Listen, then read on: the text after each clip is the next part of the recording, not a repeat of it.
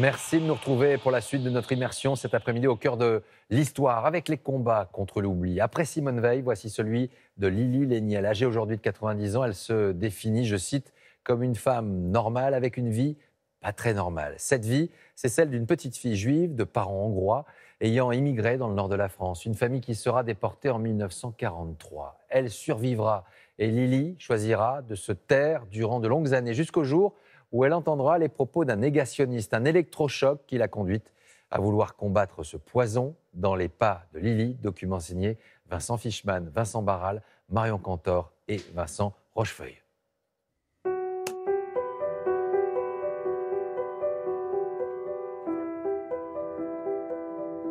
Je témoigne toujours debout avec du rouge à lèvres. C'est ma façon à moi, c'est ma dignité à moi. Ça m'est venu de maman. Maman nous enseignait la dignité dans les camps.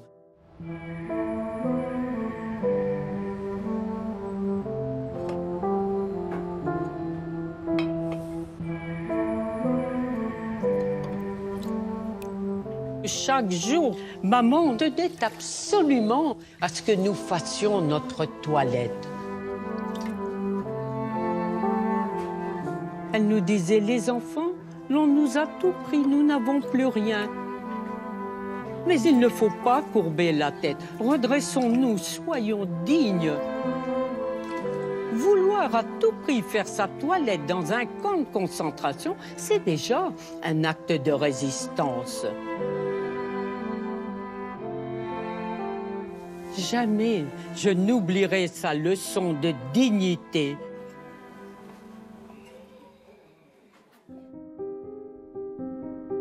Je suis une personne normale, mais qui a connu un passé un peu anormal.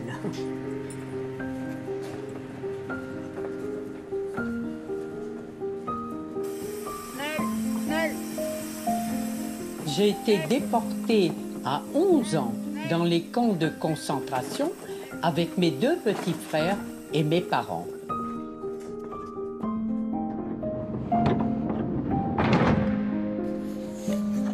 J'ai survécu. Je suis encore de nos jours, 80 ans après, étonnée d'avoir pu survivre et revivre. Mais elle souffrait surtout. Ce passé infâme a forgé mon caractère. C'est devenu ma raison de vivre que de témoigner. C'est toute ma vie.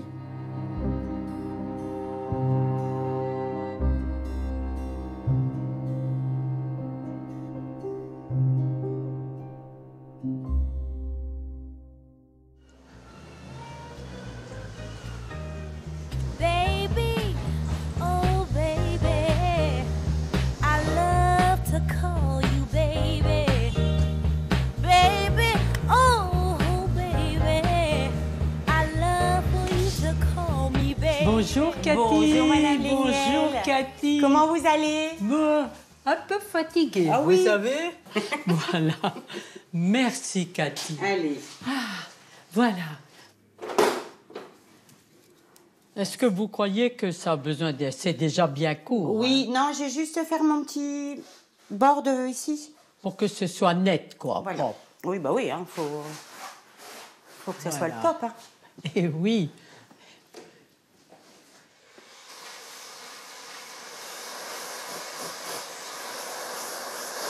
Bon, il y a longtemps hein, qu'on se connaît. Oh, oui, il y a longtemps. Je saurais même pas dire combien d'années, mais ça fait pas mal, hein, pas mal. Il y a plus de 30, Il y aurait déjà... 35 ans passés. Vous vous rendez compte? Oui, il y a plus de 35 ans qu'on se connaît. C'est fou. C'est là qu'on a fait connaissance et que j'ai appris Mon parcours difficile. Ouais. difficile et plein d'émotions. C'était prenant, c'était choquant même pour moi qui étais toute jeune parce que j'avais 15 ans et Lili, elle m'expliquait un peu la vie d'avant. Et petit à petit, chaque fois que Lili se faisait coiffer, j'avais un petit bout de l'histoire. Ça me fait mal au cœur d'avoir tout le passé qu'elle a eu, c'est difficile. comment on peut faire ça. Fatigue, Oui, Cathy. voilà. On est triste, hein.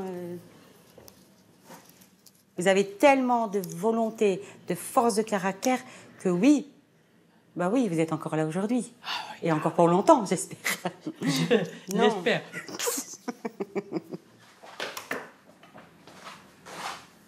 Qu'est-ce que vous voyez dans le miroir quand vous vous voyez, vous? Une dame digne, âgée, mais encore vaillante, qui a du punch. Je pense à ce passé et je me dis, dans tout ce grand malheur, j'ai eu la chance d'être rentrée. Et c'est pour cela que je témoigne, parce que mon retour doit avoir un sens. J'étais destinée à périr, je suis revenue. Il me faut donc travailler pour la mémoire.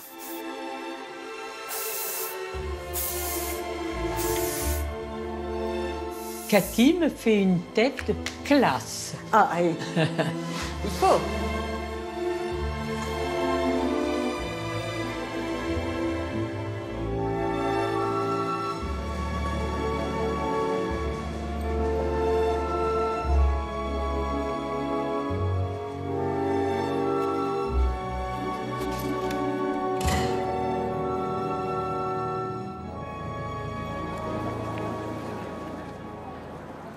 Moi, je suis contente Ah bah, moi d'être là.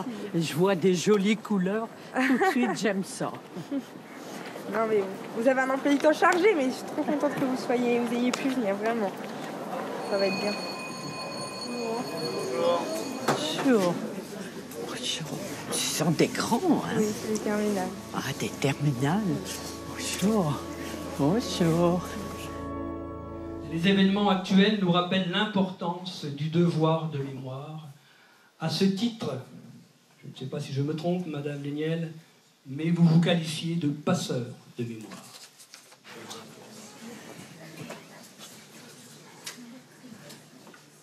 Bonjour, mesdames et messieurs. Et bonjour, mes petits élèves. Ah, comme je suis ravie de vous voir aussi nombreux. Je suis stressée, cependant. Et je suis là, devant vous, aujourd'hui. Quelle grande revanche sur les nazis. Tous les déportés n'ont pas pu le faire. Et je me contenterai tout simplement de vous raconter mon parcours, celui de ma famille, durant ces années de guerre.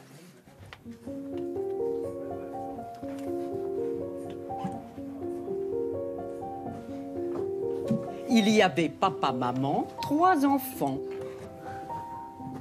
Je suis l'aîné.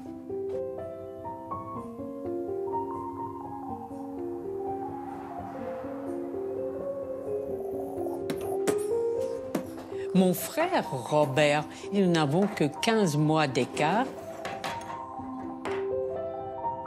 Et le petit André est né en 1940.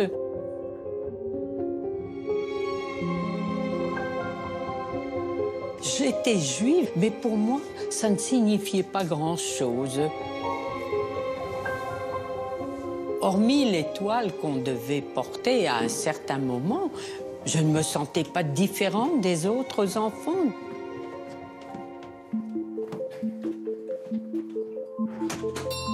Vous savez, un enfant, lorsqu'il est entouré de ses parents, il s'imagine que le mal ne pourra pas l'atteindre. Les parents sont là pour éviter le pire.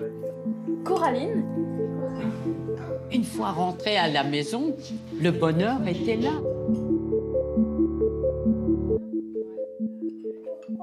C'est la rentrée?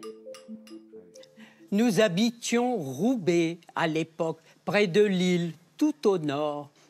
L'on voyait défiler dans la ville ces nazis, casqués, bottés, le fusil à l'épaule. Ça nous effrayait terriblement, nous, les enfants. Et très vite, toute la famille a été arrêtée.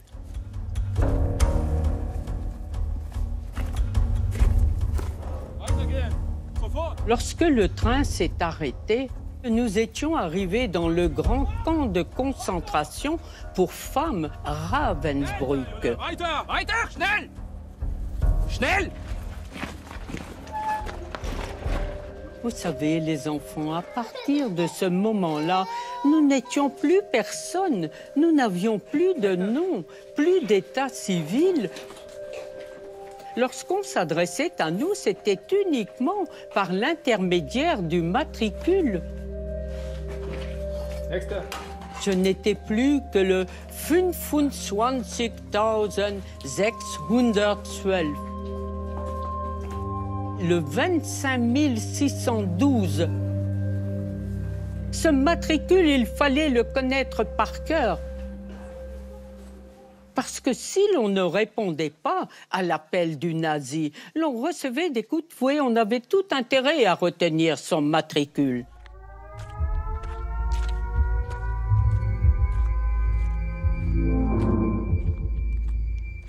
La sirène retentissait à 3h30 du matin.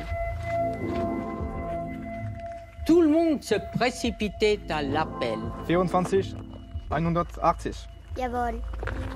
C'était si pénible. Des heures durant, nous devions rester debout, 5 par 5, sans bouger. Si l'on s'écroulait, vous savez, on était relevé à coups de bâton ou bien le chien s'approchait. Il fallait tenir, tenir. Et maman, bien sûr, faisait l'appel. Donc, on s'accrochait à elle et avec elle, on tenait. Je revois encore certaines déportées plus âgées, plus maladives, qui, pendant l'appel, se pinçaient les joues, se tapotaient les joues. J'ai très vite compris qu'elle le faisait pour se donner un peu de couleur aux joues. Parce qu'à l'issue de l'appel, les femmes trop mal en point étaient retirées des rangs, elles disparaissaient à tout jamais.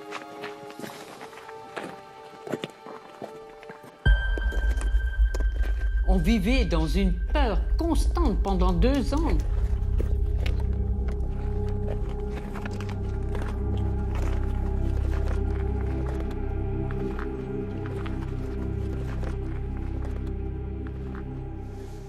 Je voulais savoir si encore aujourd'hui, il y avait des événements qui vous étaient difficiles à supporter suite à votre expérience. Ah oui, vous savez, j'ai plein de traumatismes. J'ai peur des chiens, ce qui est vrai. Jamais je n'ose m'en approcher. Même des petits chiens, on ne connaît pas leur réaction. J'ai peur d'être dans le noir. Vous voyez, le soir, je ne peux pas dormir dans une chambre noire avec des doubles rideaux. Ça m'angoisse terriblement. S'il pouvait y avoir un réverbère devant ma fenêtre, ça me rassurerait. À Ravensbrück, au bloc 31, nous avions des Stubova, les dames qui nous gardaient pendant que les mamans étaient à l'Arbeit au travail. Oh, nous en avons connu de dures, de méchantes, que nous craignions, dont nous avions très peur. Mais à la fin, nous avons eu une Stubova épatante. Une dame tchèque avec un cœur gros comme ça. Elle souffrait tant de voir ses petits-enfants, si tristes, si malheureux. Lorsqu'il n'y avait pas trop de SS dans les parades, elle nous rassemblait et nous disait « Chante quelque chose ». Elle avait tellement bien compris que pendant les quelques minutes où nous nous exécutions, on pensait on était déjà hors du camp. Et c'était des minutes exceptionnelles.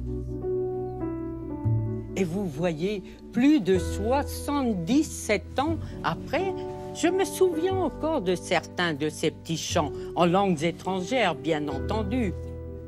Dans le camp, il y avait des enfants hollandais. Une petite berceuse. Slaap, kindje, slaap, daar buiten lopen straat. Il s'agit tout simplement d'un petit chat qui boit du lait. Vous voyez comme c'est tendre.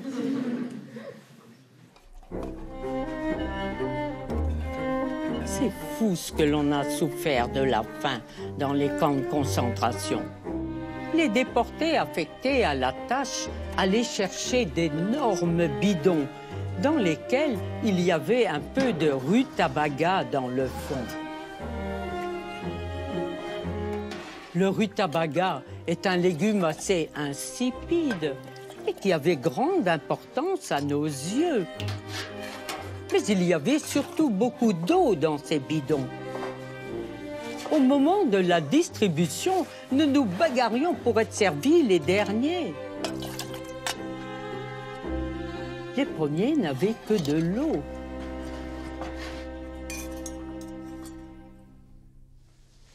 Bonjour, je m'appelle Capucine et je voulais savoir si vous aviez pardonné et accepté ce qui s'était passé et si oui, comment vous avez fait ça? Jamais, jamais je ne pourrais pardonner. Vous savez, 6 millions de Juifs sont morts uniquement parce qu'ils sont nés. C'est quelque chose d'atroce, sans compter les millions d'autres déportés résistants. On ne peut pas pardonner ça aux nazis. Maintenant, le mal est partout, donc soyez vigilants, soyez aussi courageux. Vous connaissez la vérité, ne laissez pas dire n'importe quoi. Ayez le courage de répandre cette vérité. Je compte sur vous pour cela. Vous savez, à l'heure actuelle, la plupart des déportés, malheureusement, ont disparu. Je suis l'une des plus jeunes. Et je ne suis plus tellement jeune non plus. Je vais avoir 90 ans. Et vous voyez, pour moi, c'est indispensable de témoigner. Toujours debout. C'est ma façon à moi de témoigner. C'est ma dignité, avec bien du rouge à lèvres. Voilà. Merci. Merci. Merci. Un grand merci à vous, Madame Léniel. Comme c'est joli. Merci, Elisa. Un grand merci aux élèves aussi. Bravo.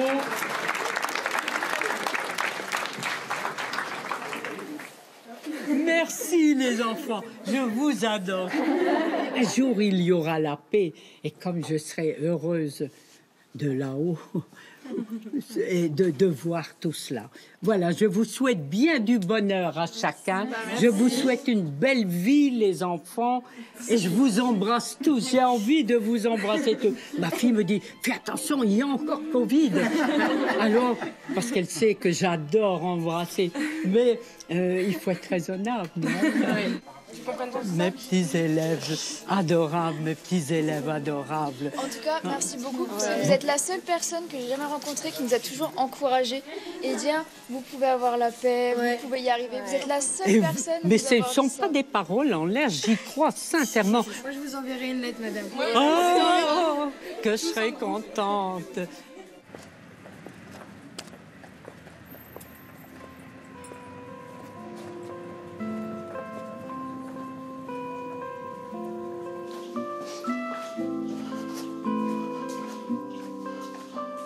Alors, le 7 novembre, je suis au collège Saint-Joseph à Segré, en Anjou. Le 27 et le 28, 2 jours consécutifs, je suis à Notre-Dame-du-Roc, La Roche-sur-Yon. Et je dois rentrer en 4e vitesse parce que le jeudi, j'interviens dans le Loiret, entre Orléans et Montargis. Là, c'est un gros morceau. J'ai reçu un SMS de Limoges. Les élèves m'attendaient avec impatience.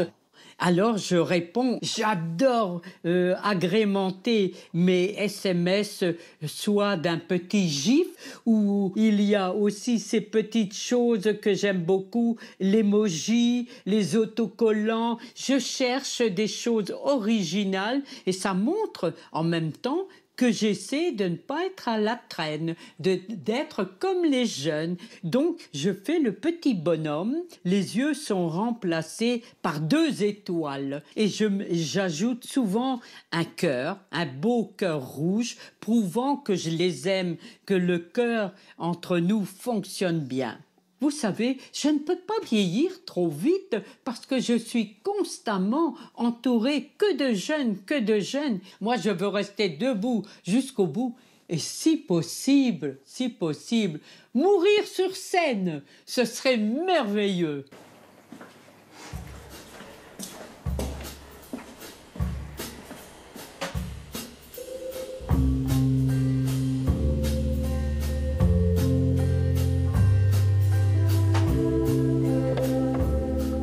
J'étais destinée à périr.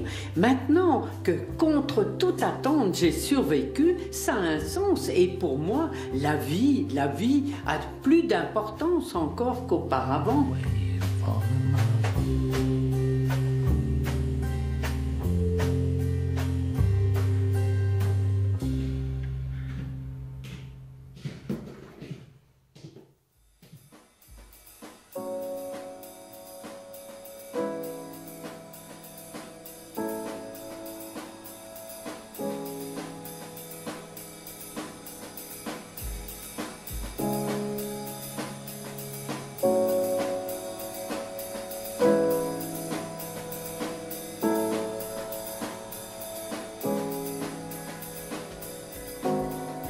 Pour cette grande dame, ce mignon. Et puis ici, je voudrais tant vous ressembler. Je suis musulmane et fière de l'être, et je n'ai aucun problème à me faire des amis juifs, chrétiens. Oh, c'est beau ça. Au fait, je pense à quelque chose. Si je n'avais pas eu ce passé dramatique, je n'aurais pas tous ces jolis courriers. Je pense que j'ai transformé cette souffrance en amour. Et ça, c'est pour moi exceptionnel. Comment vous avez pris la décision, vous, un jour, de témoigner? Quel a été l'élément déclencheur de ça, Lily? Vous savez, j'étais d'une nature très timide au départ. Et je sentais qu'il fallait parler, mais je n'en avais pas cette force encore tout au début. Et un jour, je vous assure, en écoutant la radio, ça a été même diffusé à la télévision, des gens qui niaient ces horreurs, qui disaient que c'est pas vrai, que ça ne s'est pas produit, qu'on a exagéré, que dans les chambres à gaz, on ne tuait que des poux. Alors là, vraiment, ça m'a choquée, ça m'a heurtée profondément. Et je me suis dit, on ne peut pas laisser passer cela. Il faut que tu t'y mettes.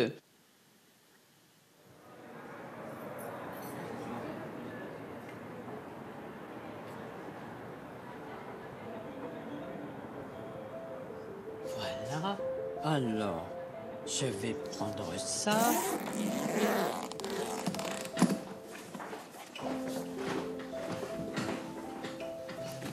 Alors, celle-ci, oui, je vais la prendre. Non.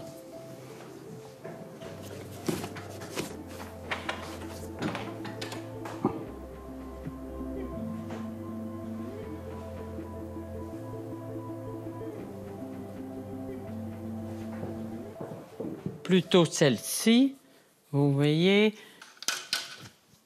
Voilà. Il faut absolument qu'elle soit belle, qu'elle soit gaie, qu'elle soit vivante, qu'elle soit colorée, parce que ça me représente quelque part. Je prépare toujours ma valise, j'ai ma trousse, j'ai mes pantoufles. Je m'impose beaucoup de voyages parce que c'est bon signe. C'est que maintenant, je suis un peu plus connue.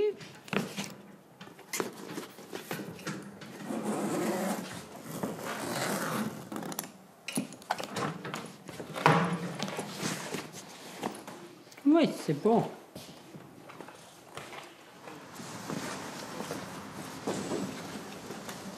La voiture est là-bas. La voiture est là-bas. Lily, vous êtes sous bonne escorte ce matin. C'est vrai, mais ça me fait du bien de voir ce beau monde autour de moi. Ça me renforce. Donc c'est pas la même voiture que l'année dernière. On a changé de modèle. Ah bon? C'est celle-ci? Oui, c'est celle-ci. Le dites, une belle voiture bien confortable. Vous le méritez. Ah, c'est gentil, allez, vraiment. Mettez-vous à l'aise. Je me mets où? Alors à l'arrière. Voilà, à l'arrière. D'accord.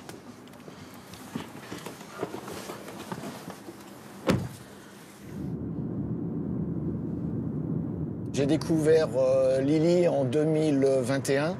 J'encadrais 200 jeunes. Et donc on a fait venir Lily pour parler de son histoire aux jeunes volontaires. Et donc j'ai été très ému de la conférence, comme la grande majorité des jeunes qui l'écoutaient. Et je me suis dit, il ne faut pas en rester là, quoi. Voilà, il faut que je continue à rester en contact avec Lily. Je chante chez la comtesse aujourd'hui. Elle est partie. Elle n'a laissé qu'un bladré pour moi. Me disent la queue chinois. Je chante soir et matin. Je chante sur les chemins. Je suis heureux, ça va ne plus pas. Et je chante sur mon chemin.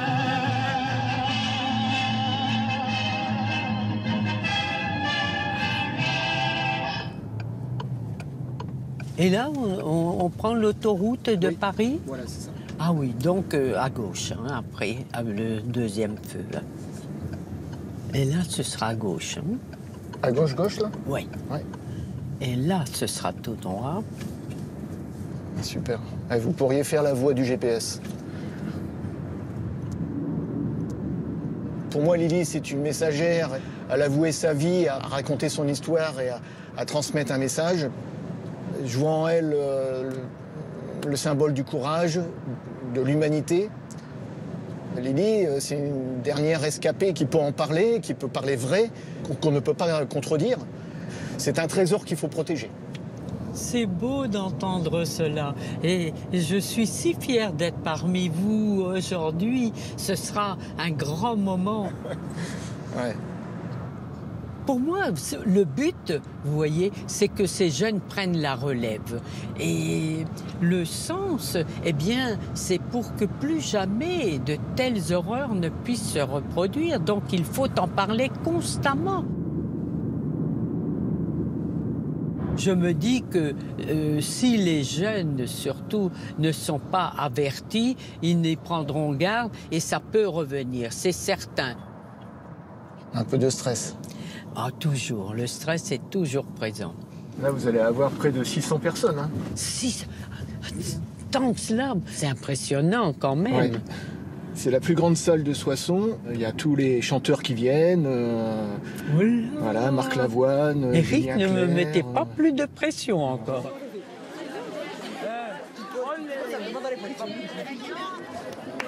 C'est beau. Bonjour. Oh, c'est joli. Merci. Merci les jeunes. Ah, ils sont formidables. Merci.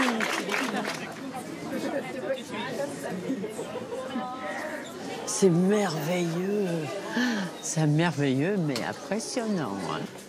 Bonjour, messieurs. Bonjour. Alors, vous allez être installé là tout à l'heure. Oui.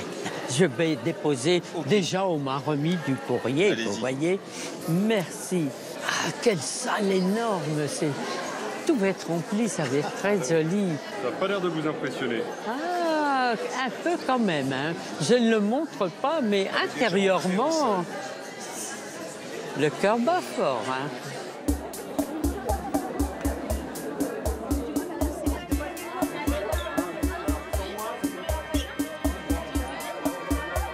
Et je pense qu'on va accueillir dans un instant Lily Keller-Rosenberg. Je vous demande de l'accueillir le mieux possible du monde.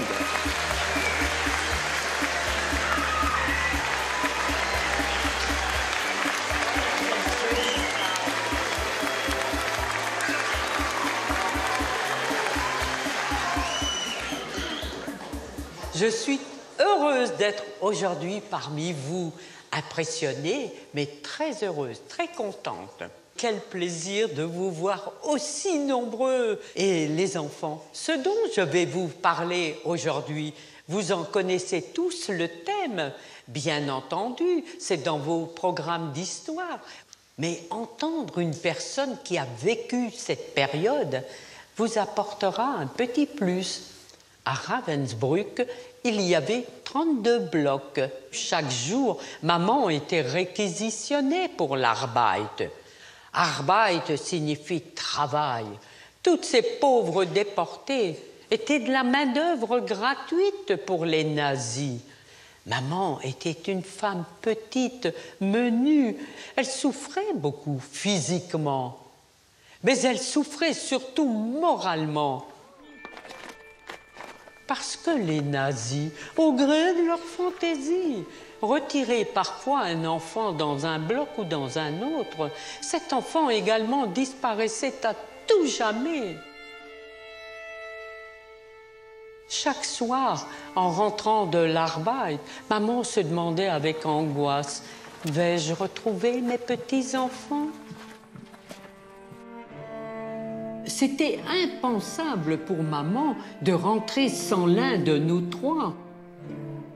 Tout comme pour nous, l'idée de perdre l'un d'entre nous ou maman, c'était un groupe indissoluble, vous voyez, tous quatre, et nous nous renforcions mutuellement. Cet amour entre nous pouvait permettre d'échapper au pire.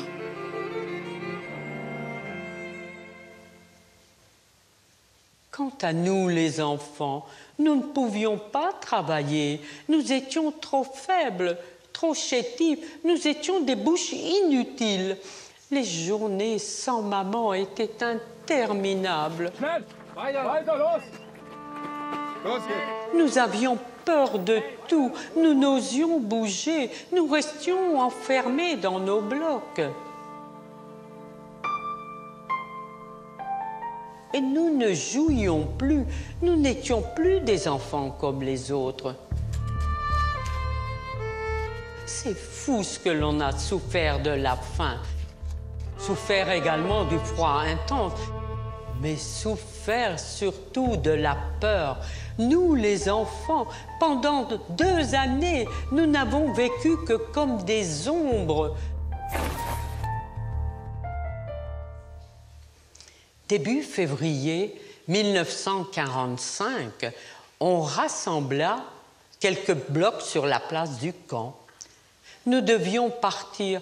Nous sommes arrivés dans un endroit qui nous paraissait encore plus sinistre que Ravensbrück, le terrible camp de concentration qu'on a appelé également le camp de la mort lente. Ce camp, c'est Bergen-Belsen.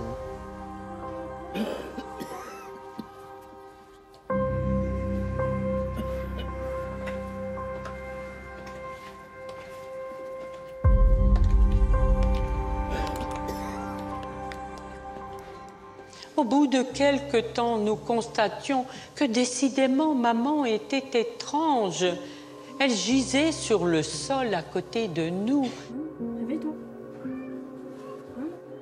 Lorsqu'on lui parlait, elle ne nous répondait pas. Elle était si bizarre, nous ne comprenions rien. Maman avait contracté le coctyphus. Elle fut emmenée au Révire. C'était comme un dispensaire.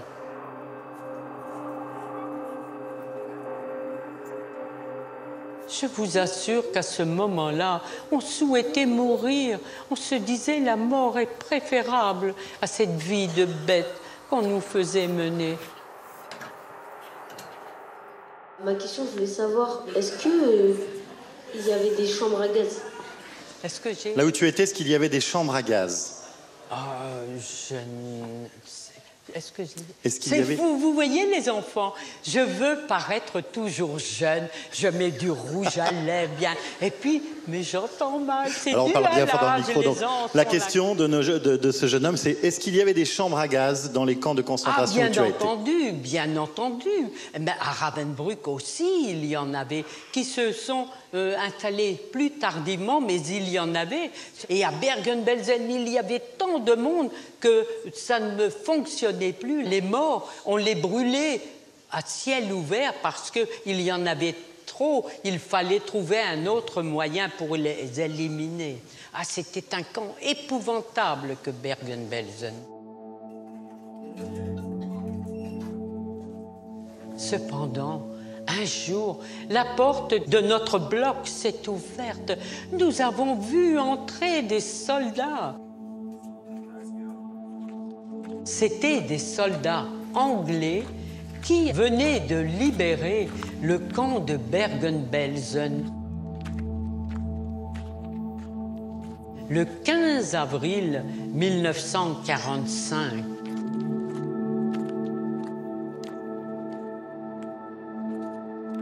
à Bergen-Belsen, nous étions dans un tel état de délabrement, de maladie. Je crois qu'à ce moment-là, je n'avais plus tellement conscience que c'était réellement la libération. Nous étions trop mal en point, maman n'était plus avec nous, il pouvait arriver n'importe quoi, ça n'avait plus d'importance.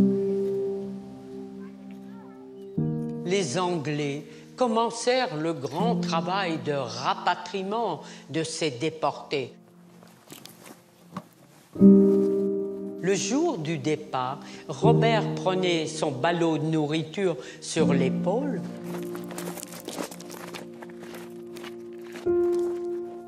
Quant à moi, je devais porter mon petit frère André.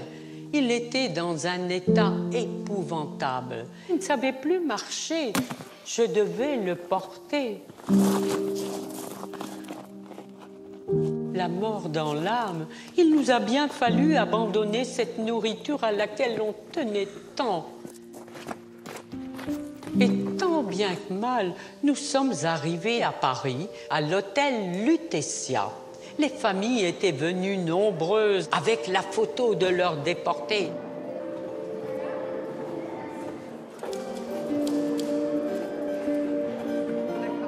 Et lorsque ces familles retrouvaient leurs déportés, c'était des scènes si touchantes. Ils s'embrassaient, pleuraient, riaient à la fois. À la fin du jour, il n'y avait plus grand monde à l'hôtel Lutetia. Mais nous, personne n'était venu nous chercher. Une assistante sociale a eu pitié de nous, a demandé à son frère, qui était chirurgien-dentiste, s'il pouvait, avec son épouse, nous accueillir quelque temps tous trois. Ce qu'ils firent avec grand cœur.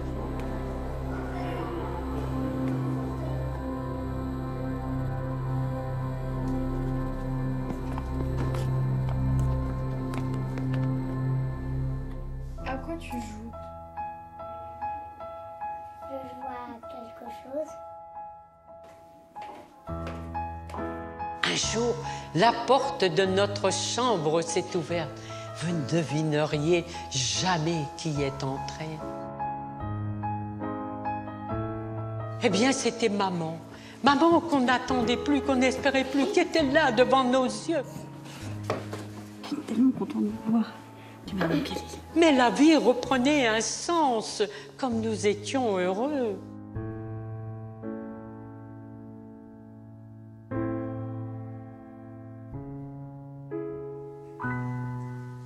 Que pensez-vous du monde d'aujourd'hui? C'est navrant. Vous voyez, on a beau essayer de faire comprendre aux jeunes qu'il ne faut plus de haine, qu'il ne faut... Et il y en a partout. Je compatis, mais je ne m'étends pas sur ce sujet. Je ne parle jamais ni de politique, ni de religion. Ce sont des sujets qui fâchent. Et il y a déjà tant à dire sur les horreurs passées, sur la déportation. Donc je me cantonne à cela. Mais bien sûr que ça me touche profondément. Et je me dis, les êtres humains ne sont pas raisonnables. Bientôt, il n'y aura plus de déportés. Et c'est vous qui aurez à transmettre. Vous êtes mes petits messagers. Je compte sur vous pour cela. Et j'espère un monde de paix.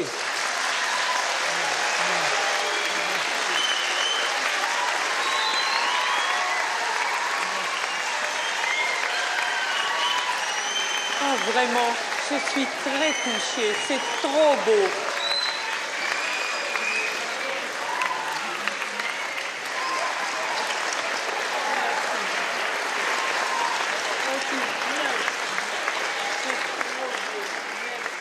Je vous apprends plein de choses, n'est-ce pas? Mais vous aussi, vous m'apprenez. Grâce à mes jeunes, maintenant, je sais ce que sont les selfies. Et on peut faire des selfies si certains le souhaitent. C'est beau, merci mon grand, merci. Oh, comme un petit câlin. Ah, un petit câlin. Ça, c'est sympa. Ah, des beaux moments. Vous m'écrirez, les enfants. fais pas attention aux fautes, hein, je jure. Venez les enfants, venez.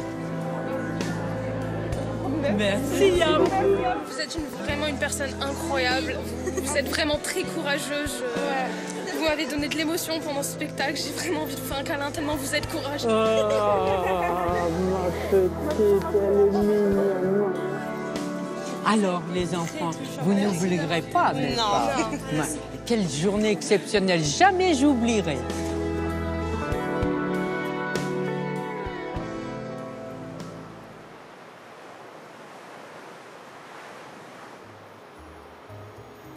J'adore la mer.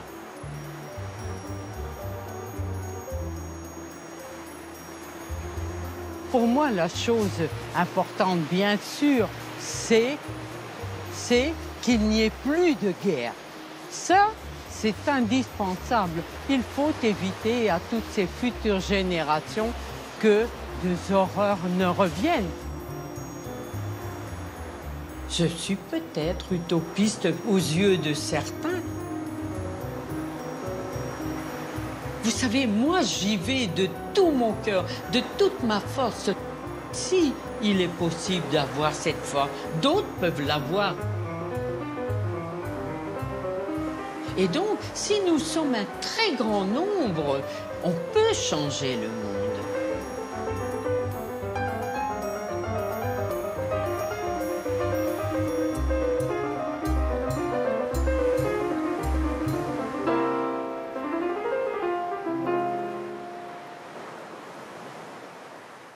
Voilà pour ce document. Merci à Lili Léniel, merci à vous de nous avoir suivis aujourd'hui pour ces deux portraits, deux histoires intenses d'hier à aujourd'hui. À ce soir pour toute l'actualité à 20h et pour 20h30 avec nos invités.